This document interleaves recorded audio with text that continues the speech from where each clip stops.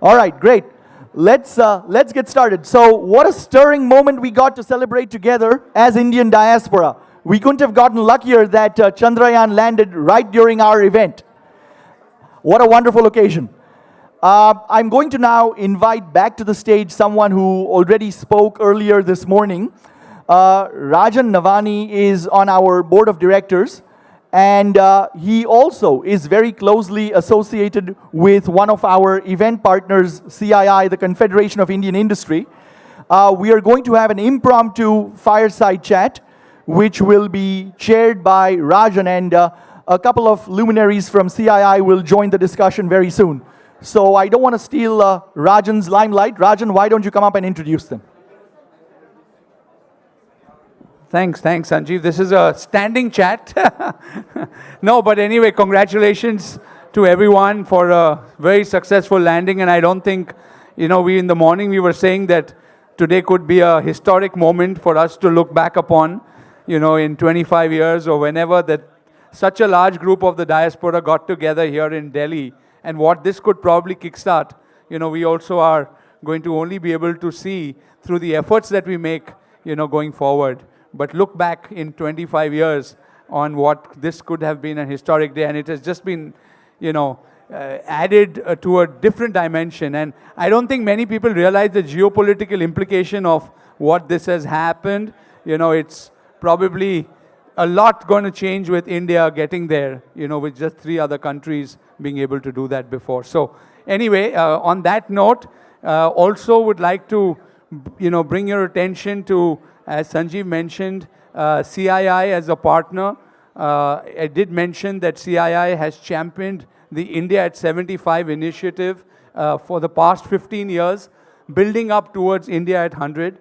And we're really privileged here that we have the president of CII, R. Dinesh, here with us, and the Director General of CII, Chandrajit Banerjee. Please request both of you to join us here on stage. As introduction, Dinesh, of course, has a global business connected, operating in over 25 countries. But the good news is that his company has just got listed today, and TVS Global Supply Chain, and it's been an excellent debut. And so on this day, he is here with us. And Chandrajit Banerjee, of course, the rock star behind CII for the past 15 years, someone who has anchored this institution to become a global institution of a different magnitude over these years. So great to have both of you here with us. And, we've been talking about the diaspora engagement. Do you want to get a seat? With India, CII, so maybe Dinesh, maybe we start with you. How do you see this event? How do you look at the engagement of the diaspora with CII, with industry in general? And really, how can this entire engagement be strengthened over the next 25 years? Thank you. Thank you, Rajan. A great pleasure and honor to be with all of you here.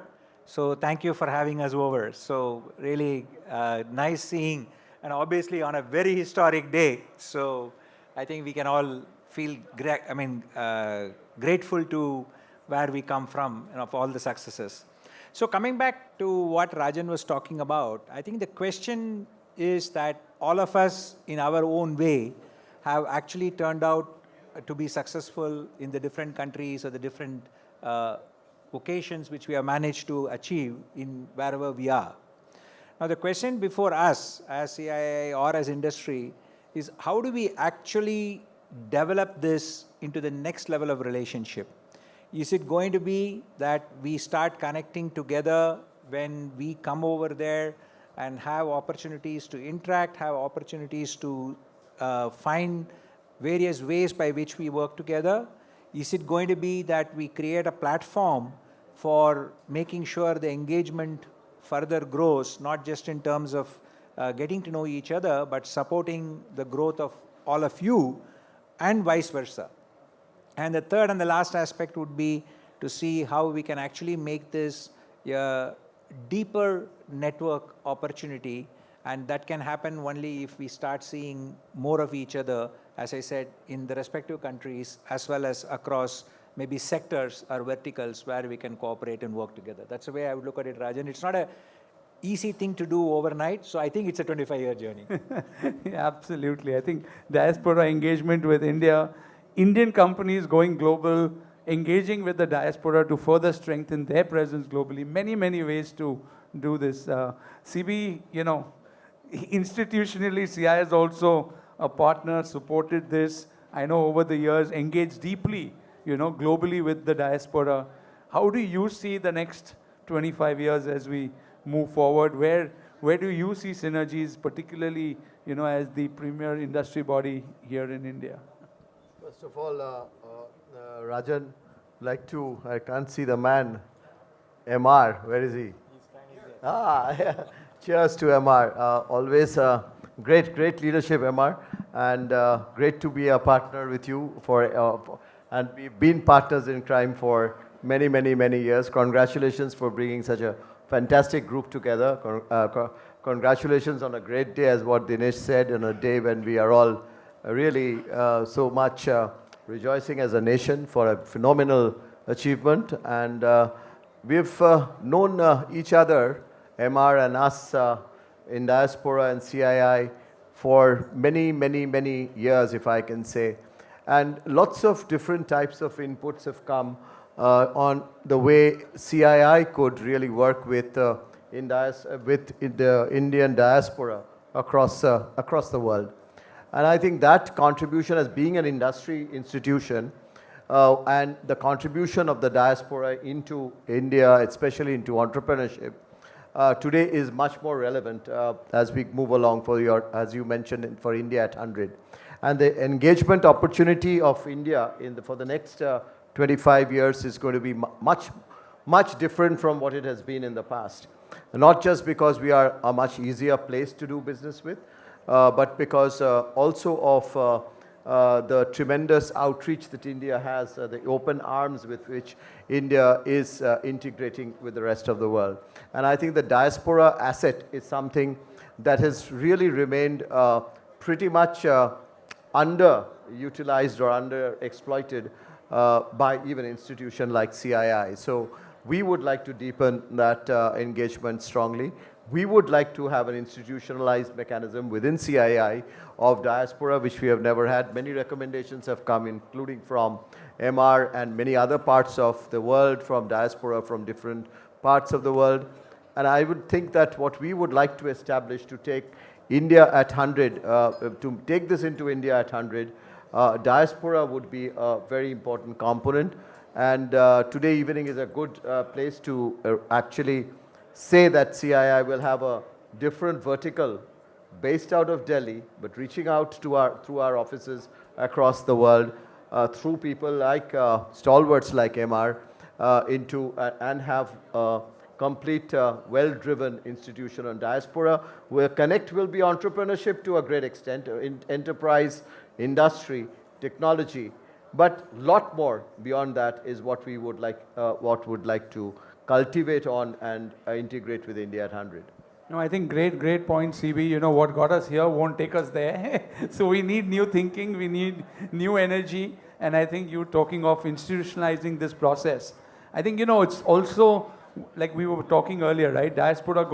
Indians going global, diaspora coming to India and engaging. And I think while Indiaspora has been doing a lot on the philanthropy side, right? Really, how do we strengthen the business and industry connect through CII could be a great way to move forward.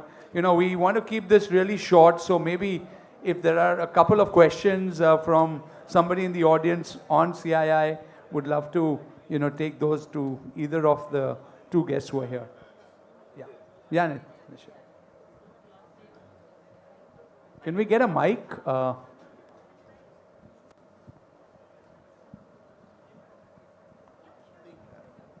Nishit Desai here, you've been a good friend long time. What I was thinking, we should have a very strong representation together at Davos. I think that will position ourselves, Indian diaspora, CII, and all of us. If we can do something, that would be wonderful. Actually, we should build a house in Davos as well, because space is always a problem. India House. Indiaspora will bring the diaspora into Davos along with others. Yeah, we'll just take 2-3 questions and then maybe request them to answer. Yeah, maybe you first and then, yeah.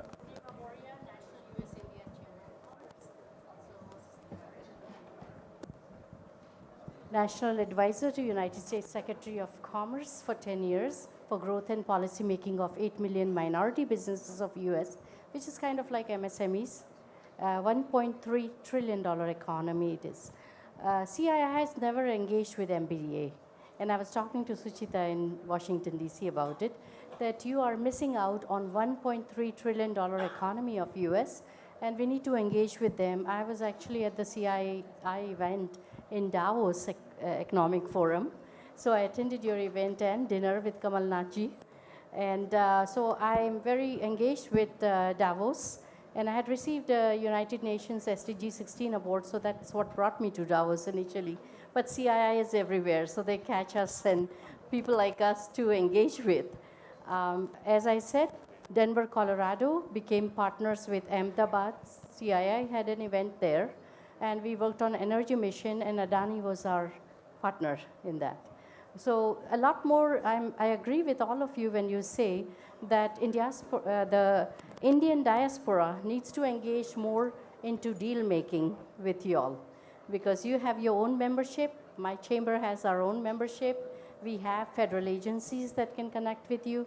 But many of the times, SMEs and SBA work with India, but nobody has even looked at Minority Business Development Agency, which is a federal agency of United States, of which I was advisor for 10 years, appointed by the Secretary of Commerce. So we need to look into this segment of economy that is untapped, because that's our business opportunity. Thank you very much. I would like CII's thoughts on that. No. Thank you so much. 3 of you have been amazing. And of course, 3 of you are also adding a lot of soft power value for India, as much as you have been doing the hard power value of India all over the world. CII has, of course, been spearheading a lot of those things. I am also part of the CII Ayush Council. So I run a Ayurveda healthcare startup. My question to you is, and there is Davos, there is WEF, there is lot many institutions working. How do you think that India's traditional medicine, recently there was also Global Center of Traditional Medicine, has been established in India, and Government of India has committed $250 million to the institution, led by the WHO DG. How do you think CII as an institution, you especially as a business leader, do you think that this particularly becomes part of the Davos phenomenon, becomes part of the WEF phenomenon, becomes part of the UN phenomenon, the way probably Chinese medicine has happened and it has become mainstay of the world, because it is also a SDG, it is also part of ESG. That's how I see it. It's actually truly ESG, because it adds value to farmers, to communities in deep woods. So every person in the value chain is impacted by that. So would love to have your comments on that. Maybe from 3 of you or anyone who would like to do. Thank you. So maybe let me first start with the second question and come back to Davos separately. I think on the MBE and MSME, obviously well agreed. I think in India, we do engage with them quite actively. As companies from India, I know many of them are engaged actually with the minority business enterprises in the US, because that's one of the requirements. For example, the auto sector, you have to work with the MBEs to get access to any of the major guys. But having said that, I think your idea of institutionalizing it is a good concept, and I think definitely we will come back with from the CII side on how we can do that. I think stepping back to the focus on traditional medicine, I think we have just formed this year a special task force on Ayurveda and supporting in India as well. And that's something which I think we'll come back with as to how we engage with the rest of the world from a CII thought process, because I would say it's still in the work in progress of the global reach.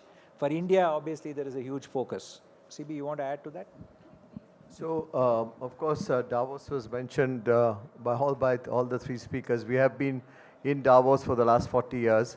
And we engage not only through the forum, which is an important partner of ours. In fact, they would be pretty much involved. Their president and others would be pretty much involved with us over the next 3 days. That's the part of B20.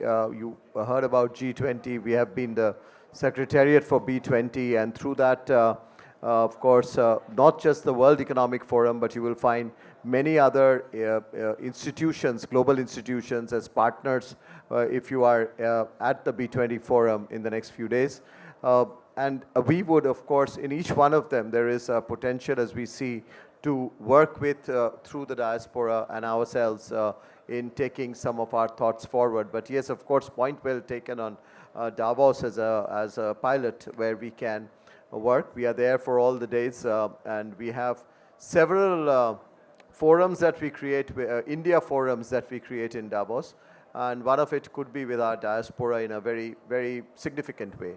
On the small business enterprises, CII has a vast majority of our members in small, which are small and medium-sized companies, and we have special delegations and networks across the world with something called around 300 memorandums of understandings with with our counterpart organization, but especially with the mid-sized companies, we have a lot that we have connected up with across the world institutionally. And also something that we have started through, actually Dinesh chairs the Indian side of it, is there is a network called the Family Business Network, and this is a global network based out of Lausanne in Switzerland, and CII is a member of it, and the India chapter is actually chaired by Dinesh, and there through that also there are many small mid-sized companies globally which we are connected through, and many of them are actually run by these are Indian diaspora families who are leading it. So something that we would really like to explore as to how we can take along. We would actually get into on the alternate medicines. We have a strong wing which has been functional for the last few years. But this year, what is our intention is to, CII also has created many Indian institutions and many Indian associations. The last association that was created and still incubated within CII, which is very important in our context of especially US and India, is been the Society for Indian Defense Manufacturers, the SIDM. I'm giving this example because we actually start many sectoral associations. And one of the institutions that we are contemplating to start along with a few of the leaders on alternate medicines, which covers all types of alternate medicines, is an institution with some of our members in the leadership, and we will create an association on that, so that itself can connect with the rest of the world and bring in many global expertise into it. Thank you, CB, thank you, Dinesh. I think at the end of the day, it is the people connect. The definition of diaspora is changing, right? It's, citizens of Indian origin in different countries. It's Indians who are going and becoming resident of other countries. But now, most importantly, foreign citizens who are becoming so-called brand ambassadors for India. And I think that population, that people connect, the people who get excited about India is, I think, what we can build over the next years through our businesses. Thank you, CB. Thank you, Dinesh, for being here and joining us. I also want to acknowledge the presence of another CII past president in the audience, Chris Gopalakrishnan. So I think there's a strong CII group here, ready to support, engage your presence here in India and create a great opportunity moving forward to India at 100. Thank you. Thank you.